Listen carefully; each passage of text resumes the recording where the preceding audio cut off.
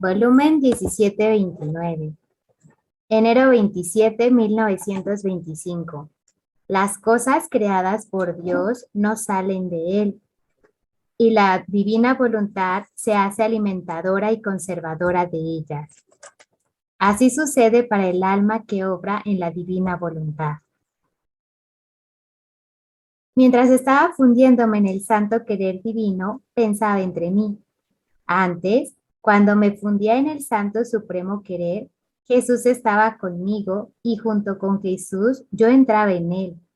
Así que él al entrar era una realidad, pero ahora yo no lo veo. Así que no sé si entro en el eterno querer o no. Lo siento más bien como una leccioncilla aprendida de memoria, o bien como un modo de decir, mientras esto pensaba, mi amable Jesús se ha movido en mi interior y tomándome una mano en la suya, me empujaba hacia lo alto y me ha dicho. A ver, espérame tantito. Creo que esta sensación de Luisa es una sensación que yo creo que todos hemos tenido o tenemos continuamente, ¿no? O sea, el entrar en el querer divino, el fundirnos en este querer divino, que es el acto único de Dios, nos pone un poquito en dilema si realmente estamos o es una simple meditación, un simple pensamiento, un deseo. Pero debemos tener la fe suficiente para decir es una realidad. O sea, Jesús no está con nosotros, o sea, no viene Él como con Luisa para llevarnos, pero tenemos la palabra de Él. Y recordemos que la fe, para obtener esa fe, esa seguridad de que lo que estamos haciendo, lo primero es creer. O sea, la fe no es algo que se nos da para creer. La fe no es una virtud teologal. La fe es Jesús. Y por eso él dice que para poder tener fe se necesita creer. O sea, y luego aclara y dice, la fe soy yo. En los primeros volúmenes decía, la fe es Dios. O sea, la fe es el objeto a alcanzar. Y para poderlo alcanzar se necesita creer. Por lo tanto, la fe no es creer, sino es el objeto. Entonces, aquí, en este caso, el objeto es el querer divino. Y el querer divino es algo que necesitamos entenderlo muy bien. Es el acto único de Dios. Es el eterno presente de Dios, donde todo lo que hay, todo lo que existe, está en acto de llevarse a cabo. O sea, son actos, todos los actos en ese querer eterno se están haciendo continuamente, están en acto de hacerse. Por lo tanto, si todo es un eterno presente, estamos entrando en la eternidad. En el momento que nos fundimos en el querer divino, estamos entrando en la eternidad. Y la eternidad no tiene tiempo. Por lo tanto, estamos entrando en la eternidad y en el no tiempo. Nos estamos liberando de la esclavitud del tiempo y del espacio. Y ahora ya sumergidos en ese querer divino, podemos espaciarnos donde quiera que queramos. O sea, podemos estar en cualquier momento de la historia de Dios, en cualquier momento de la historia de la familia humana, en cualquier momento de la historia de Jesús en la tierra, de María, de los santos, en fin, podemos estar donde sea porque todo está ahí encerrado en ese acto único. Por lo tanto, adquirimos la omnipresencia de Dios. Y luego estamos participando junto con Él en sus obras. Por lo tanto, estamos participando también de la omnipotencia de Dios. Estamos participando de la omnividencia, de la ciencia divina, de todos los atributos. Bueno, esto necesito creerlo, ¿sí? Y entonces, ahora, aunque no tenga yo la presencia sensible de Jesús, pero tengo la fe, que es Él mismo. Entonces, a través de esta fe, tengo a Jesús conmigo. Y para tenerlo, necesito creer que es cierto. Si yo pongo en duda,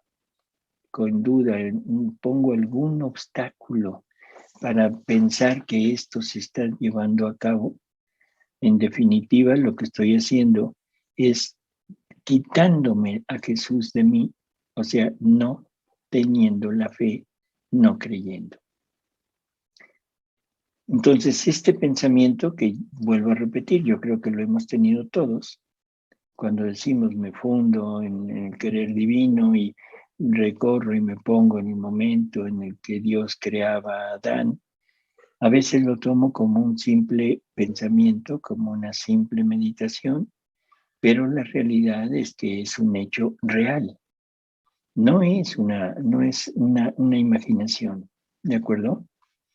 Entonces, necesitamos creer que es cierto para tener a Jesús con nosotros. Y ahora, este Jesús con nosotros, aunque no es sensible, me dará la certidumbre de que lo que estoy haciendo es una realidad. ¿Sí queda claro? O sea, no tenemos esta ventaja enorme que tenía Luisa de la presencia sensible de Jesús, pero tengo la presencia por la fe, lo tengo a Él en mí. Seguimos, Emita.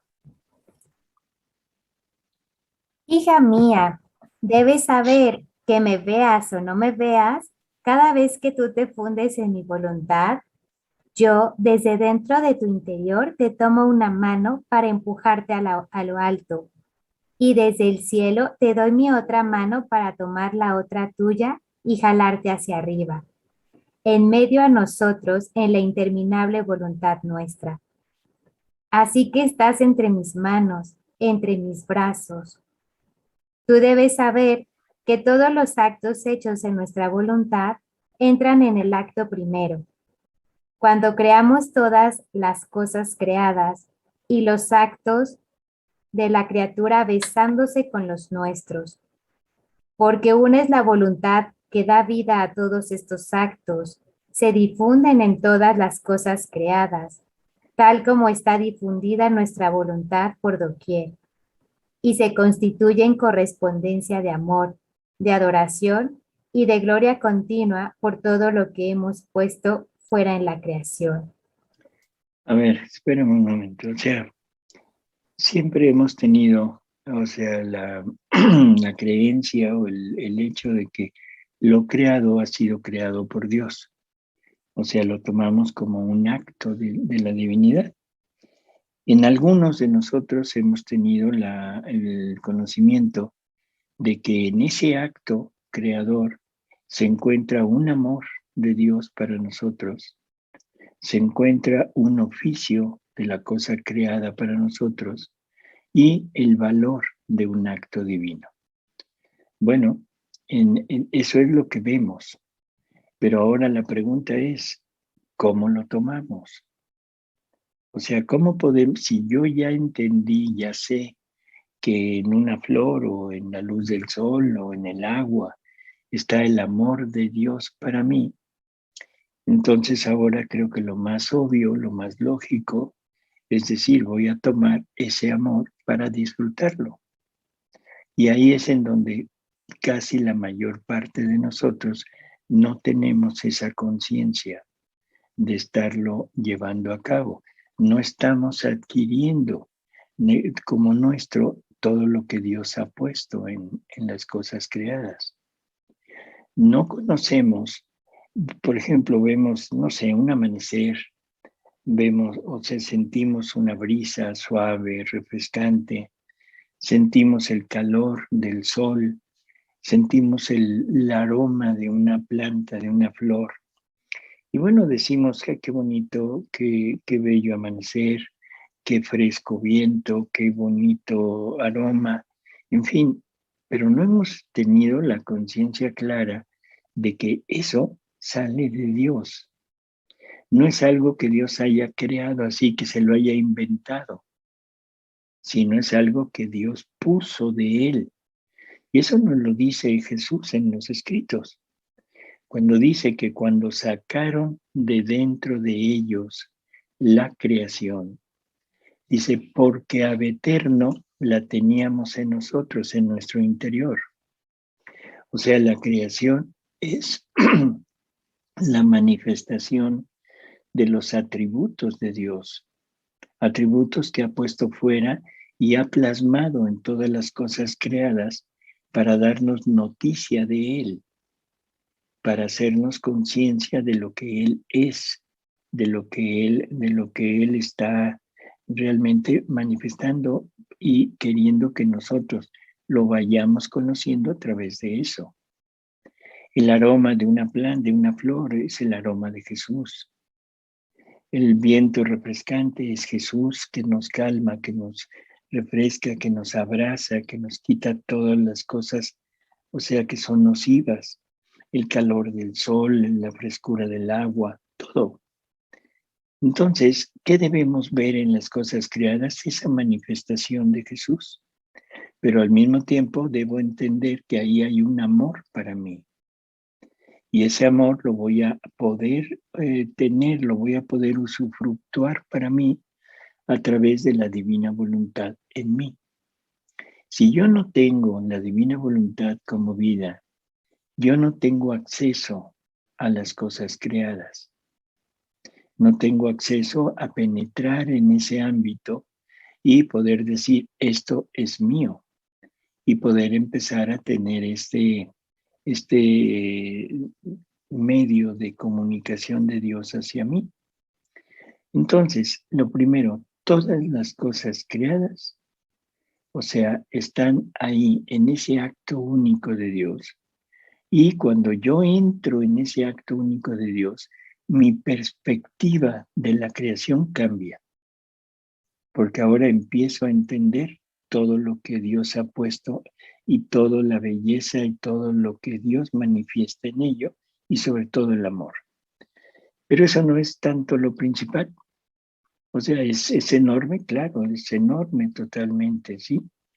Pero cuando nos dice aquí, debes saber que todos los actos hechos en nuestra voluntad entran en el acto primero cuando creamos todas las cosas creadas.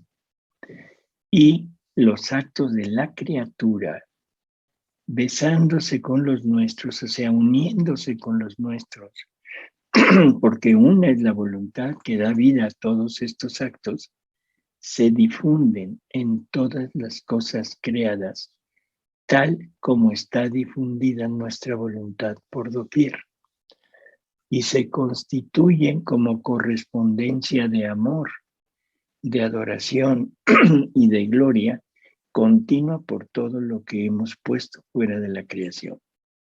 O sea, no solo es Dios poniendo todo lo suyo en las cosas creadas, no es solo Dios dándonos todo su amor para nosotros en todo lo creado.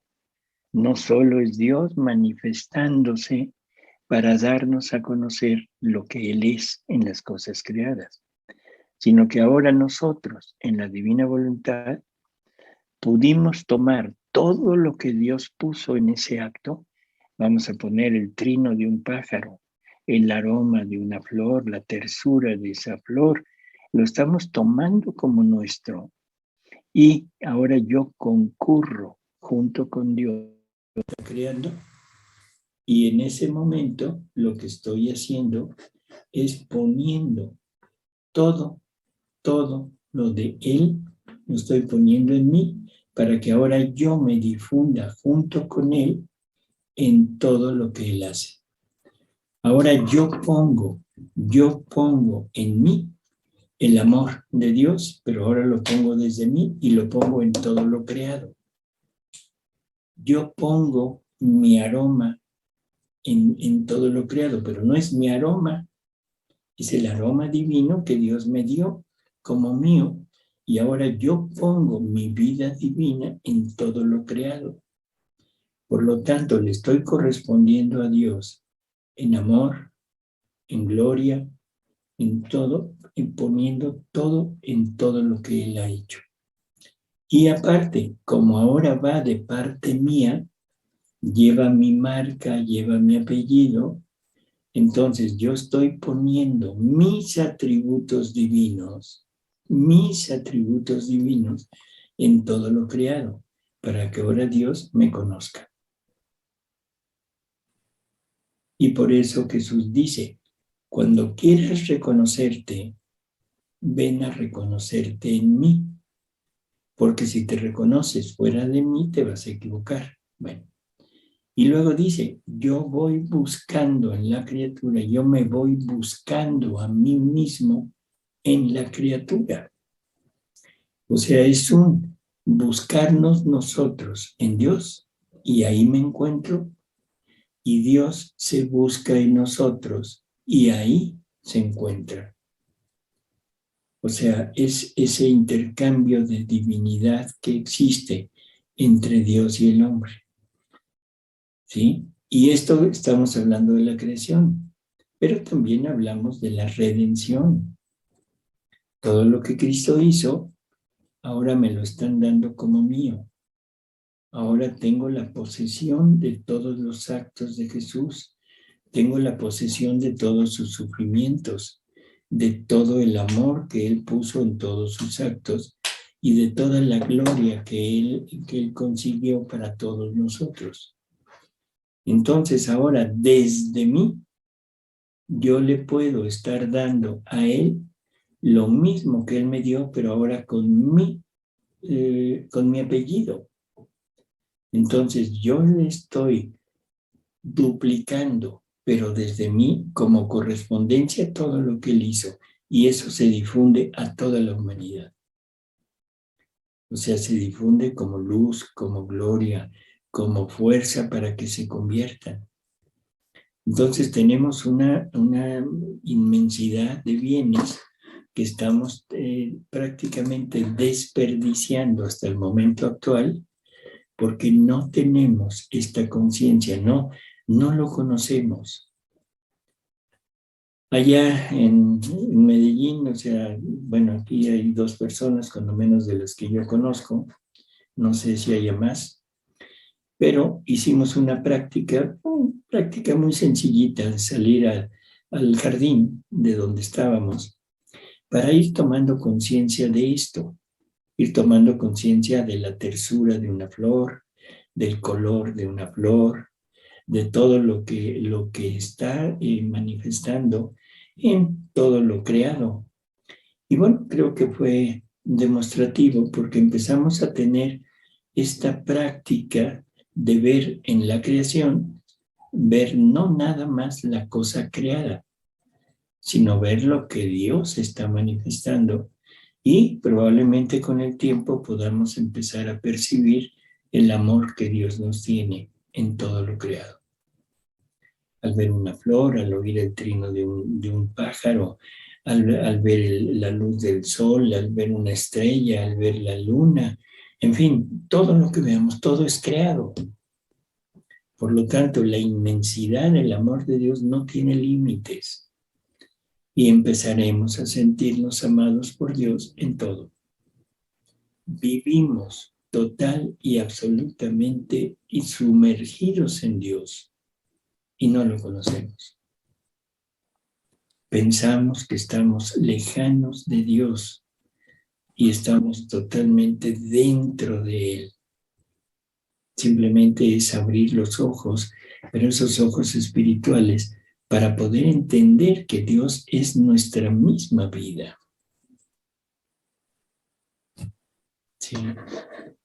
Seguimos, Emita.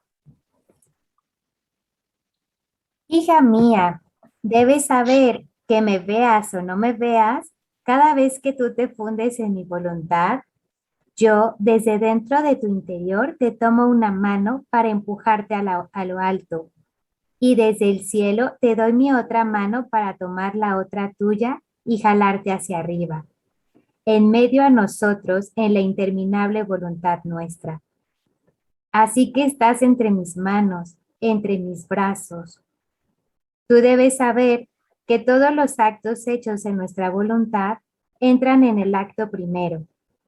Cuando creamos todas las cosas creadas y los actos de la criatura besándose con los nuestros, porque una es la voluntad que da vida a todos estos actos, se difunden en todas las cosas creadas, tal como está difundida nuestra voluntad por doquier, y se constituye en correspondencia de amor, de adoración y de gloria continua por todo lo que hemos puesto fuera en la creación.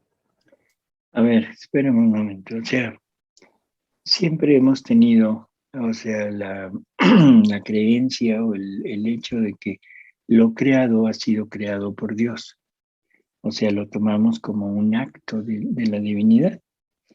En algunos de nosotros hemos tenido el conocimiento de que en ese acto creador se encuentra un amor de Dios para nosotros, se encuentra un oficio de la cosa creada para nosotros y el valor de un acto divino. Bueno, eso es lo que vemos, pero ahora la pregunta es, ¿cómo lo tomamos?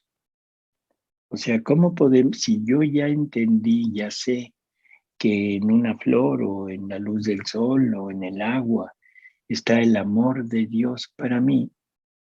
Entonces ahora creo que lo más obvio, lo más lógico, es decir, voy a tomar ese amor para disfrutarlo.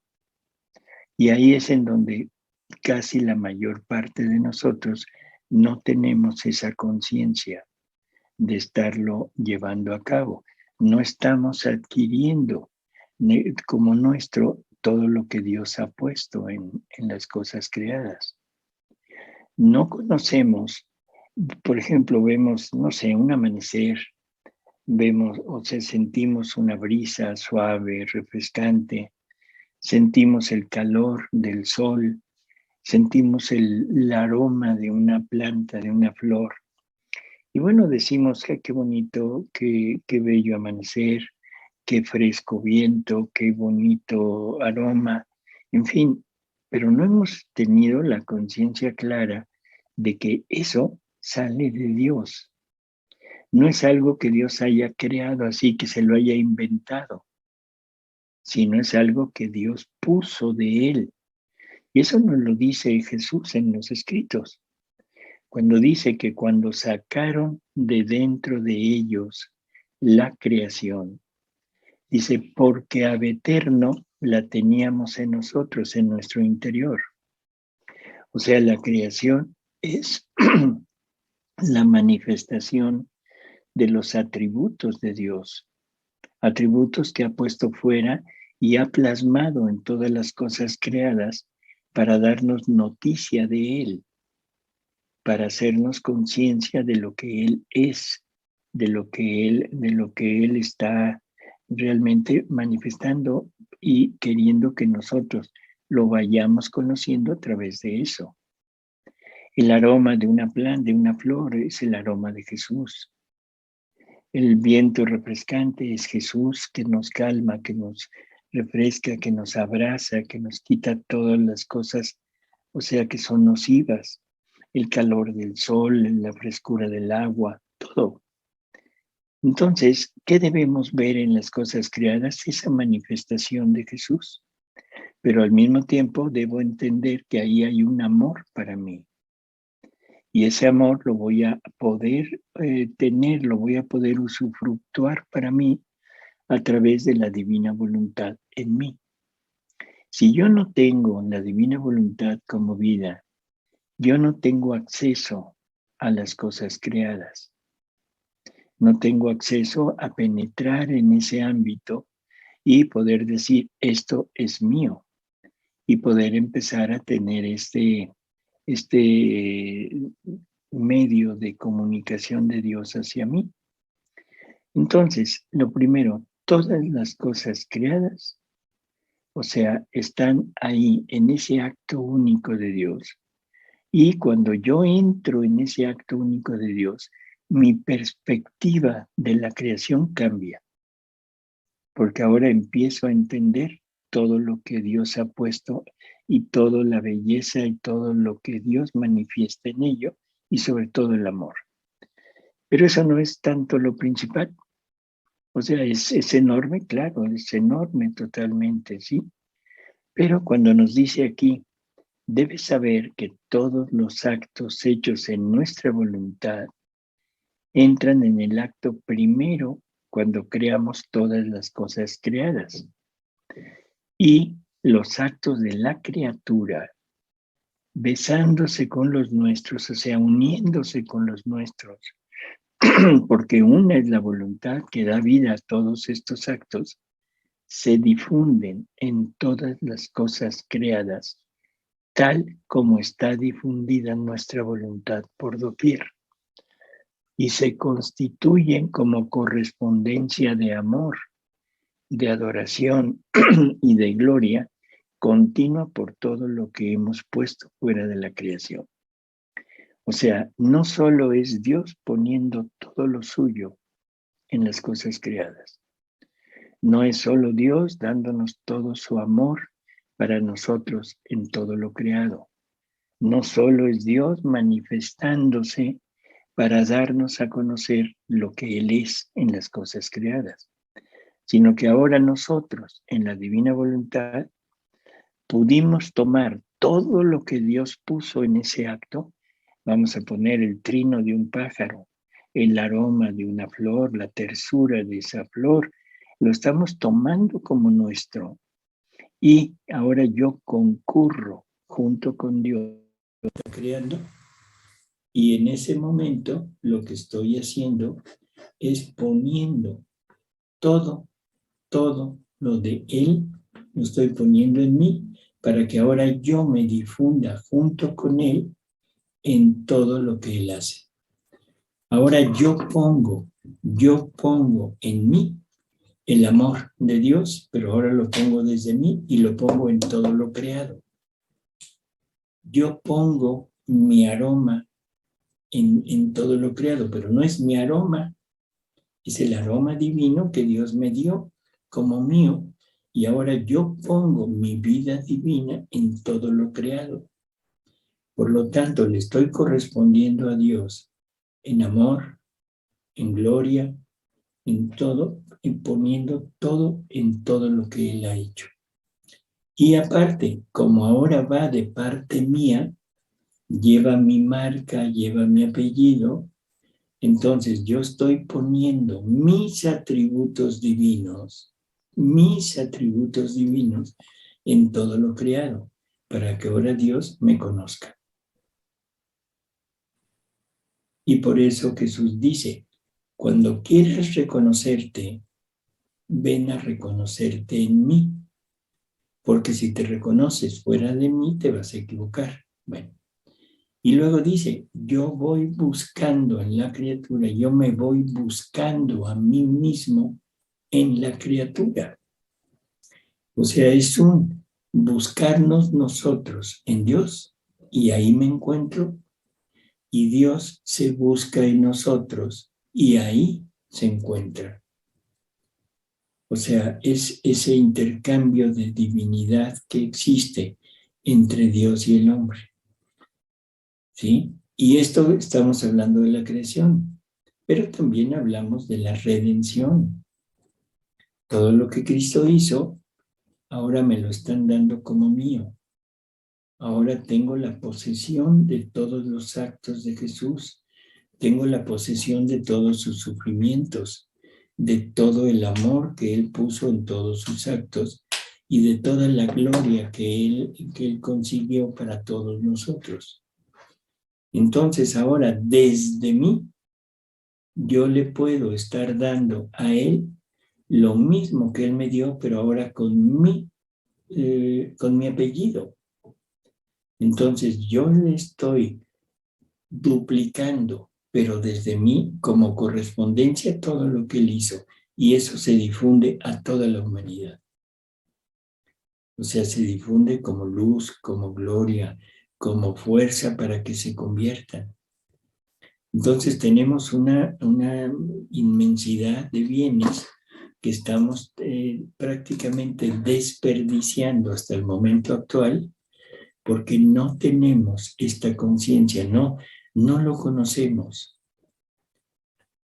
Allá en Medellín, o sea, bueno, aquí hay 2 personas, cuando menos de las que yo conozco, no sé si haya más, pero hicimos una práctica muy sencillita al salir al jardín de donde estábamos, para ir tomando conciencia de esto, ir tomando conciencia de la tersura de una flor, del color de una flor, de todo lo que está manifestando en todo lo creado.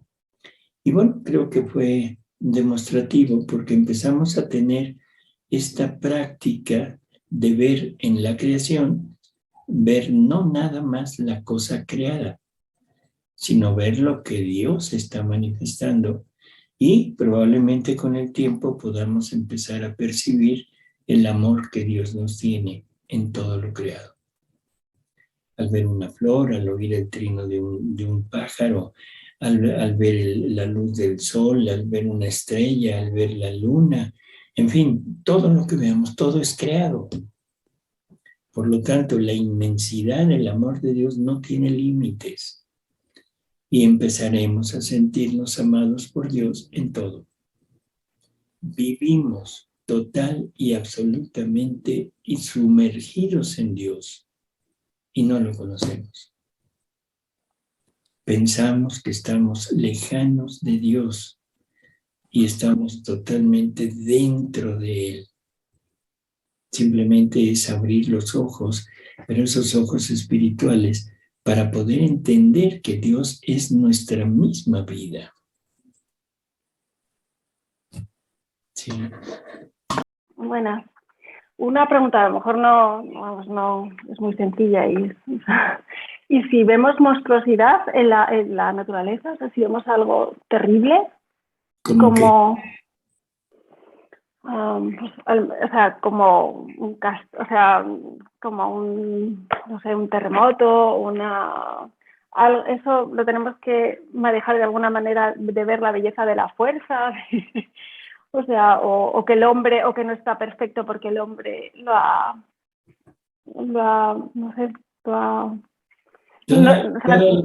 es el acto en principio, no está inmersa la belleza de Dios ahí, o sea, que nosotros lo hemos manipulado.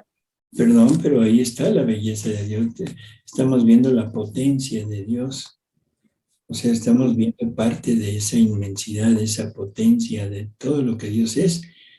Lo único que pasa es que el hombre, o sea, toda la creación con todos los fenómenos que tiene como cosa natural, que serían los terremotos, las erupciones, todo lo que sucede, los ciclones, los maremotos, todo tiene una función para el hombre. El problema es que cuando el hombre se salió de la divina voluntad, en ese momento la creación ya no reconoce a Dios en el hombre, porque toda la creación iba a servir a Dios en el hombre. Entonces ya no está Dios. Entonces ahora el hombre se queda como una parte más de la creación, pero ya no con la dignidad que debía tener y por lo tanto la creación ya no le sirve. O sea, ya no está para servir al hombre. Bueno, ahora el hombre ha hecho de la creación, al perder la ciencia infusa, ya no conoce los movimientos que tiene la Tierra. O sea, todo lo que sucede, todo es benéfico, todo es benéfico. O sea, un ciclón, un terremoto, son benéficos porque remueven toda la capa terrestre. y eso va dándole mayor fecundidad a todo lo que es la tierra. Claro, en una ciudad pues ya no hay fecundidad, ¿sí? Pero bueno, tiene una razón de ser. Un ciclón tiene exactamente lo mismo, es llevar agua, llevar tierra a otros lados. O sea, todo tiene una razón de ser. Pero como el hombre no tiene esta ciencia infusa, ahora el hombre se ha puesto en lugares donde no debería de haber fincado, donde no se debería de haber asentado. Hay zonas que son propicias para los temblores. Bueno, el hombre debería de haber escogido zonas que no son tan, ¿cómo diríamos?, tan propicias para esto. Y aparte, la naturaleza reconocería al hombre y no le estaría haciendo daño.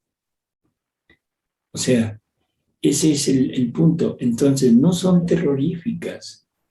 Son terroríficas para el hombre salido de la divina voluntad. Pero cuando el hombre regrese, cuando no un hombre o una mujer, sino cuando la familia humana regrese a este reino, la misma naturaleza se someterá nuevamente al hombre. ¿De acuerdo? O sea, vamos a leer a ¿quién es? Isaías, creo, el que habla de ese paraíso en donde el hombre vivirá cuando ya todo se restablezca al orden en Dios, cuando el hombre se someta a Dios. O sea, los animales ya no serán nocivos para el hombre, el hombre ya no tendrá enfermedades que lo acaben antes de tiempo, el hombre ya no será esclavo de otros, el hombre construirá para habitar, no para que otros habiten. El hombre que muera antes de los 100 años será considerado como maldito. En fin, es volver al orden. Ahorita estamos en el desorden total. ¿Sí? Entonces no lo vea como terrorífico. La próxima vez que vea el ciclón, vaya hacia Maravilla. él. Maravilla, me voy. Vale, gracias.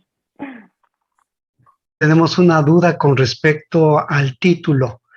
En el 17:29 dice, las cosas creadas por Dios no salen de Él. ¿Nos podría aclarar un poquito el título? Sí, o sea, que no se separan de Dios. O sea, las cosas creadas jamás se separarán de la divina voluntad. Ok, gracias. El hombre es el único que se salió de Dios, porque aparentemente podríamos pensar que Dios no las hizo, por la forma como está el título. ¿Sí? O sea, las cosas creadas no salen de Dios. Entonces la pregunta sería, bueno, entonces ¿de dónde salieron? Y no, es en el sentido de que no se apartan de la voluntad divina que las creó. Muy bien, gracias. Bueno. Seguimos, Emita. Sí, doctor. Solo lo que se hace en nuestra voluntad comienza casi junto con nosotros a darnos correspondencia de amor perenne, adoración en modo divino, gloria que jamás termina.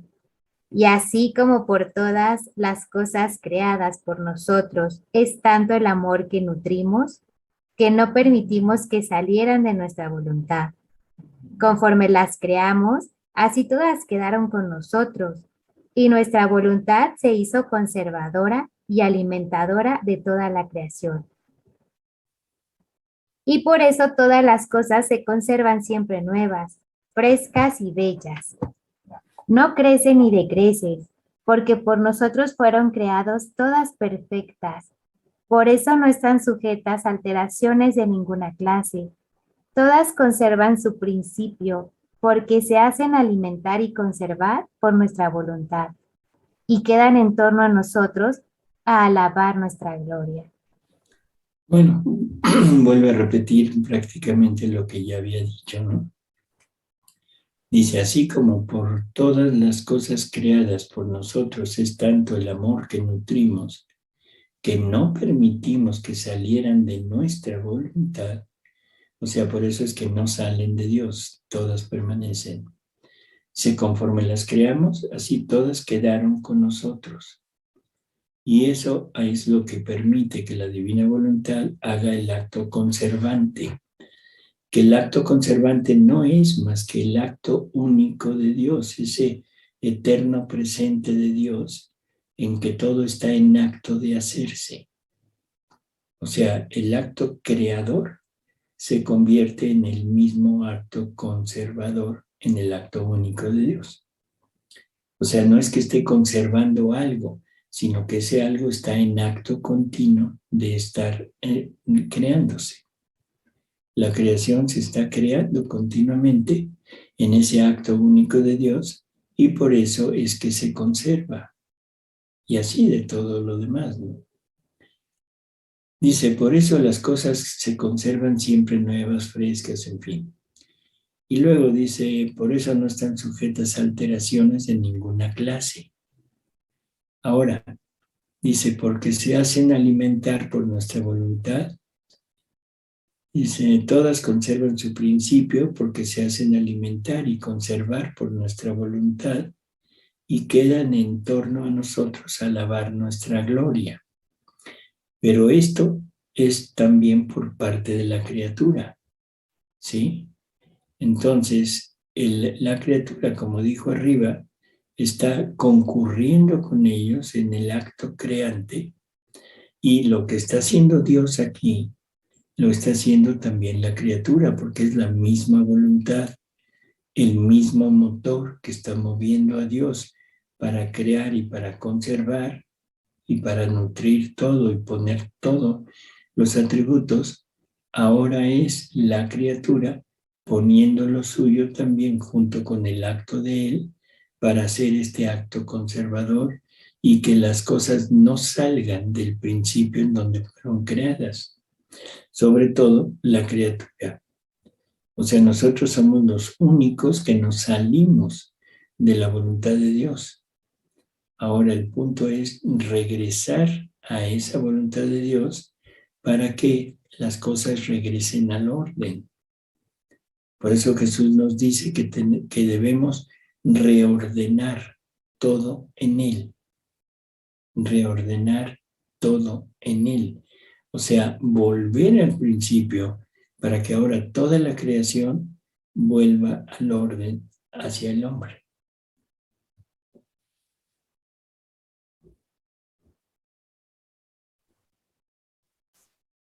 ¿Otra vez, María?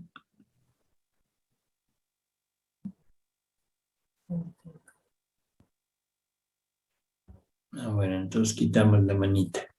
No, perdón, que no la quité. Seguimos, MTA. Sí, doctor. Ahora, el obrar de la criatura en nuestra voluntad entra en nuestras obras y nuestra voluntad se hace alimentadora, conservadora y acto del mismo acto de la criatura.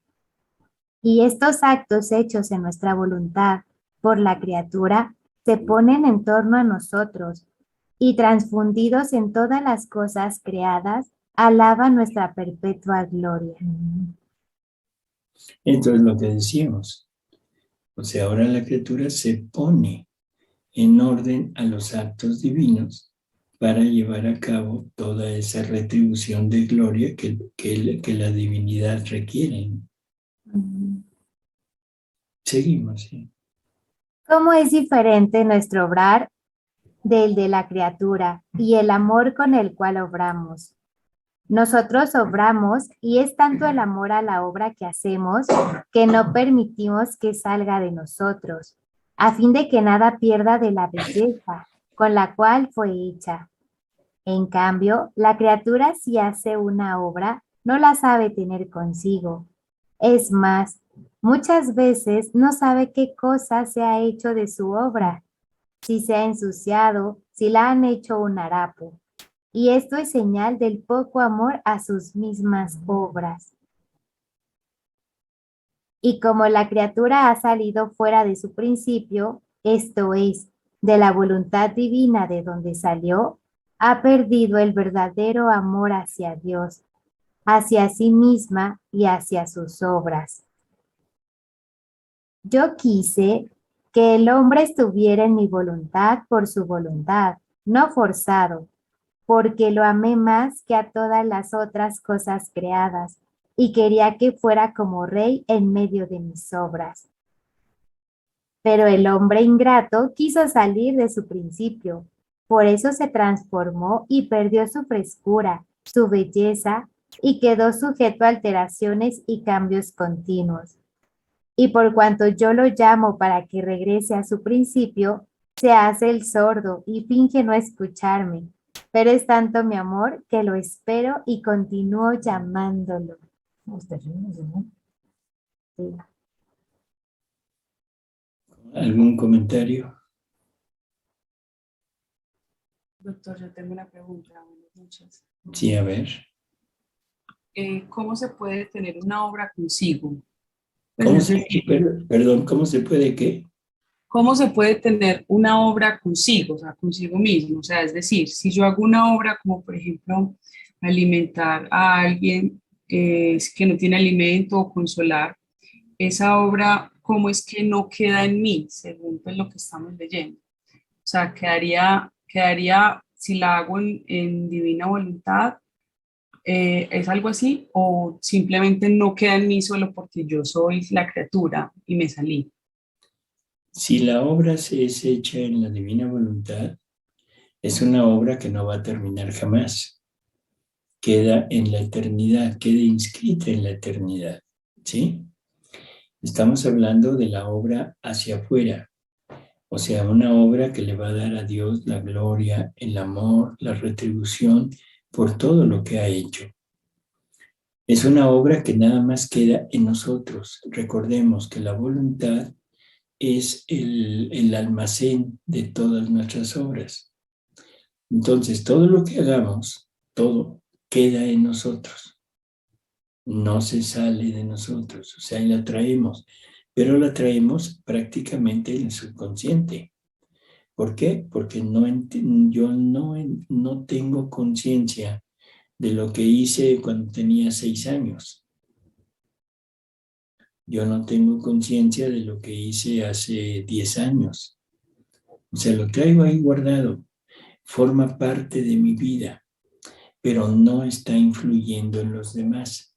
Ese dar de comer a alguien por amor, por caridad, en fin, es un acto que quedó hecho, que quedó en mi voluntad como que lo hice, pero que no se sigue haciendo, no sigue alimentando a personas. Por eso es que es un acto que prácticamente lo perdemos en el sentido de continuación. En los actos divinos la cosa es diferente. El acto divino es un acto que se repite continuamente, ¿sí? Continuamente, continuamente. Y que está en acto de hacerse. Quizá la mejor forma de entenderlo con palabras sea todos los actos de Dios están en stand-by. O sea, es algo que ya conocemos. Cuando un radio, un aparato eléctrico está en stand-by, ¿qué quiere decir? Que está conectado, que tiene todas sus funciones listas para nada más apretar un botón y se repite. Se repite el acto de ese aparato. Empieza a conectarse, toca o permite escuchar lo que se está transmitiendo, en fin. Eso es el acto conservante. O sea, el stand-by sería el acto conservante, pero que en realidad no es más que el acto actual. Para que sea más entendible, no es un radio, sino es un aparato que puede reproducir una música de una USB o de un CD. Entonces, está continuamente en stand-by, lo apretamos y se repite la música. Lo paramos, lo ponemos en stand-by, pero no quiere decir que ya se perdió. en cuanto le apretemos la teclita, vuelve a tocar lo mismo. Nuestros actos en nuestra voluntad, yo no puedo repetir lo que hice cuando tenía 5 años. Yo no puedo repetir lo que hice cuando tenía 25. O sea, ¿por qué? Porque no lo tengo en la conciencia. Y ese es el motivo de cuando decimos que necesitamos curar los traumas de la juventud. Hay que curar al niño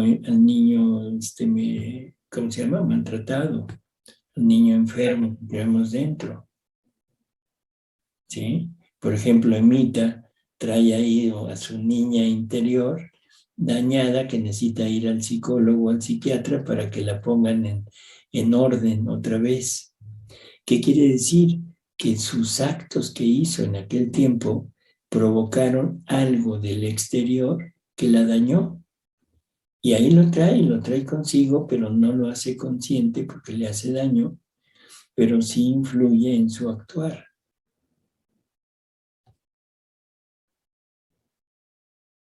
No sé si por ahí vaya la cuestión que usted plantea. Gracias, doctor.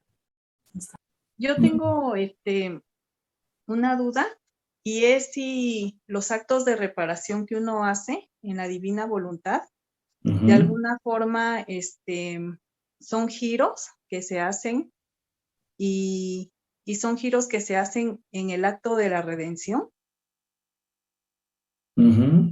¿Sí? Sí. Es tomar las reparaciones que hizo Jesús, tomar todo lo que Él realizó como reparación hacia el Padre y ahora hacerlo nosotros. Ok. Entonces sí, es un giro, o sea, es tomar todo lo que se hizo y ponerlo en ¿cómo se llama? En acto, pero ahora desde nosotros. De acuerdo. Gracias, doctor. Ah, y otra cosita, ¿puede uno reparar por algo que, por ejemplo, nuestros familiares sabemos que hicieron en el pasado, o ya eso como que no tendría mucho sentido? No, claro que tiene sentido. Acuérdese lo que estábamos hablando hace un momento. El vivir en la divina voluntad es sumergirnos en el acto único de Dios que no tiene tiempo. Entonces yo me sitúo, por ejemplo, en los actos de Adán, cuando Adán se sale, y yo puedo reparar ese acto de Adán. O sea, no se lo puedo dar, pero lo reparo ante Dios, le doy el acto contrario de obediencia, de amor, y Dios siente que Adán no se salió, siente, pero lo siente a través del acto de usted. Entonces puede reparar por los actos de su familiar que vivió hace, no sé, 100 años y que sabe que era totalmente contrario a la religión. Puede reparar esos actos y entregarlos a la divinidad como actos hechos en la divina voluntad. En ese momento el Padre recibe los actos de su familiar como si hubieran vivido en la divina voluntad. Recibe el amor, recibe la gloria que debería de haberle dado, pero todo se lo da a través de usted. ¿Sí? Sí, doctor, muchas gracias. Susi. Sí, doctor, buenas noches. Yo quería, con el tema anterior que estaba desarrollando en cuanto a que los actos que hacemos nosotros no están en un acto continuo, sino ya están hechos. Pero no se pueden rehacer los actos. No habla el libro de cielo de la posibilidad de rehacer los actos. Los nuestros, bueno, todos los actos se pueden rehacer, todos.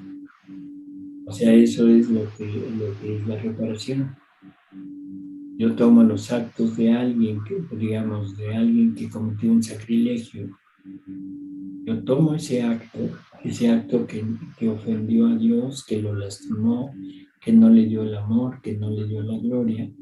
Y ese acto lo tomo y lo rehago como un acto en la divina voluntad y se lo entrego al Padre a nombre de aquella persona.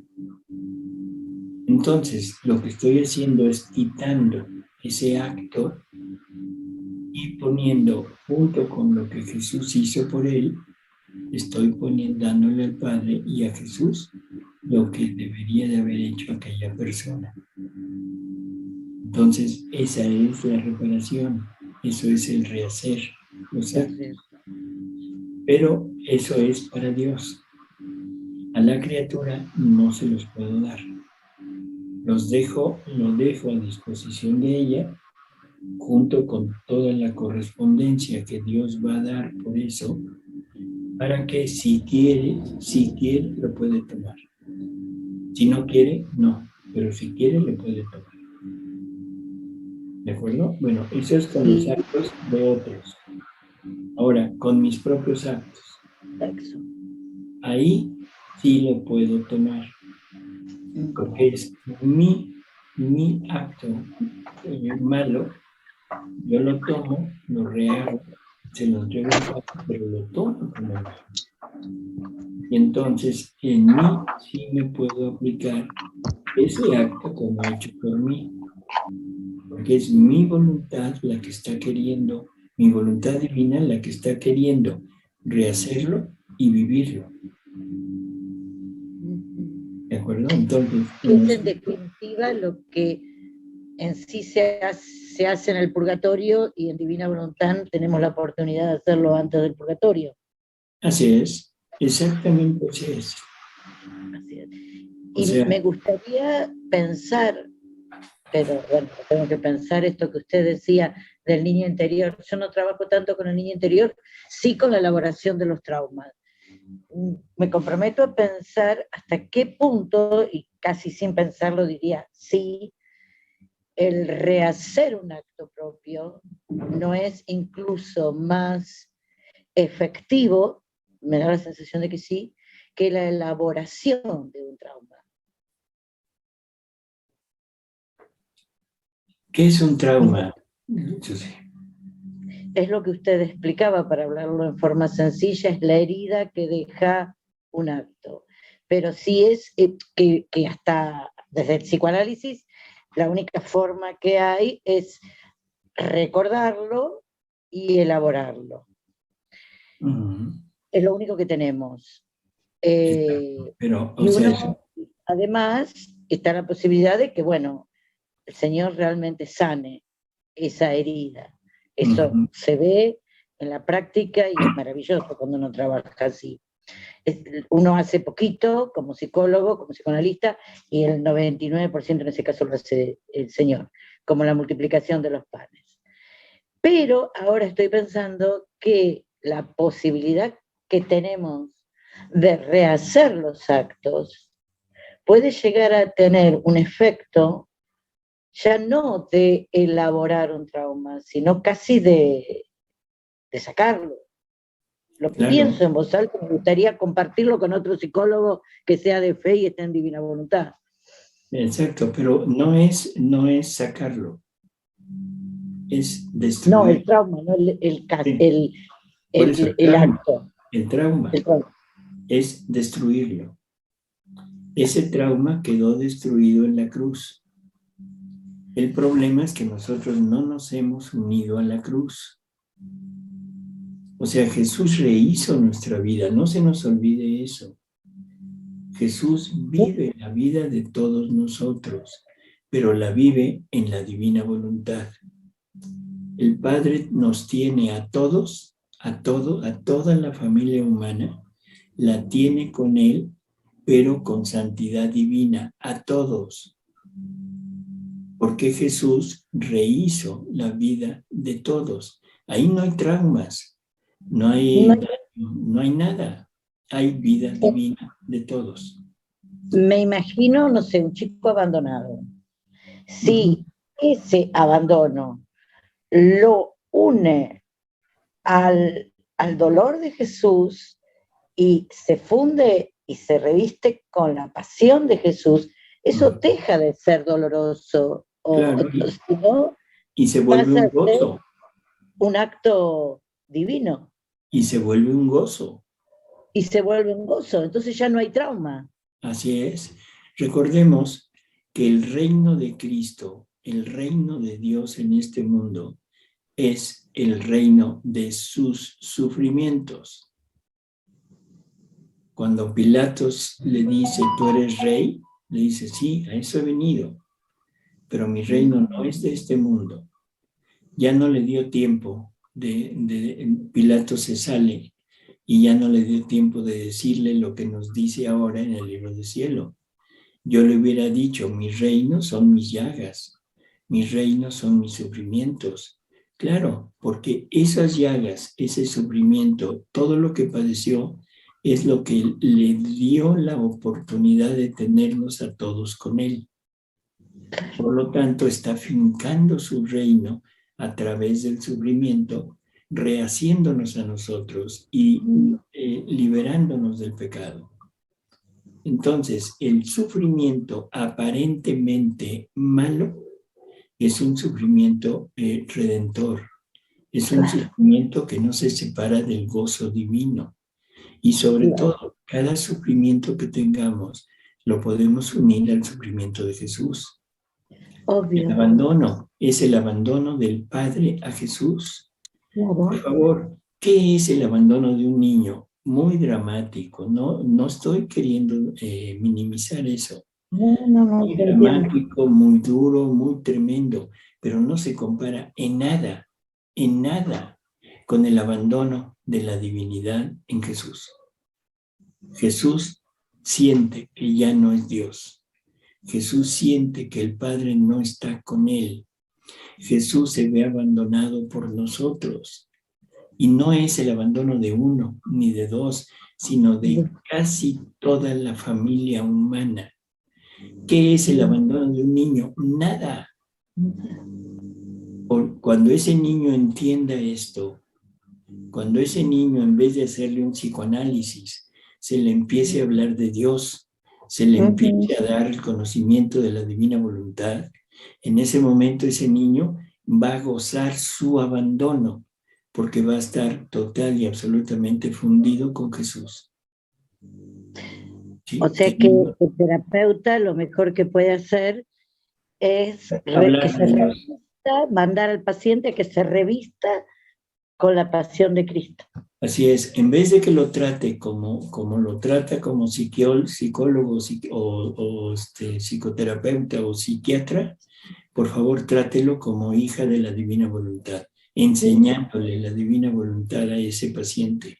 Y se curan luego.